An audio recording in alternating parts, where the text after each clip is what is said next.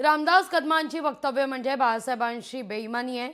संजय राऊतांनी रामदास कदमांना सुनावले आहे। बाळासाहेबांचा मृतदेह 2 दिवस मातोश्रीत का ठेवण्यात आला असा सवाल रामदास कदम यांनी उपस्थित केलेला होता, ज्याला राऊत प्रत्युत्तर देत आहेत।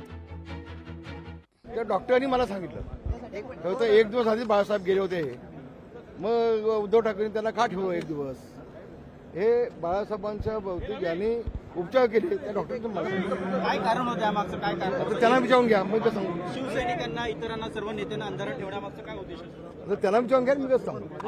आपण ठसांबाबत पण उल्लेख केला होता, ठसे घेण्यात आले असे आपण उल्लेख केला. हा थोडीशी मातोश्रीवरती चर्चा चालू होती की बाळासाहेबांच्या हाताचे ठसे घेतलेले आहे, पण ते कशासाठी ते काय कळलं नाही। आम्ही मातोश्रीवरती होतो, बाळासाहेबांच्या पूर्ण आजारपणामध्ये आम्ही तिथे होतो, शेवटपर्यंत होतो, आम्हाला माहिती आहे।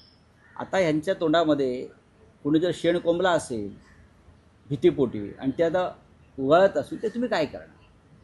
शिवसेना प्रमुखांना जाऊन 1 दशक लोक आहे, शिवसेना प्रमुखांना 100 वर्ष आता होत आहे, आणि अशा प्रकारची वक्तव्य करणं हा ज्या शिवसेनेनं तुम्हाला आम्हाला मोठं केलं, मी म्हणत नाही तुम्हाला आम्हाला मोठं केलं ज्या बाळासाहेब ठाकरेंनी, त्यांच्याशी बेमाने अशा प्रकारचं वक्तव्य करणं। लोकशाही मराठी ऐका, पहा, जागरूक रहा।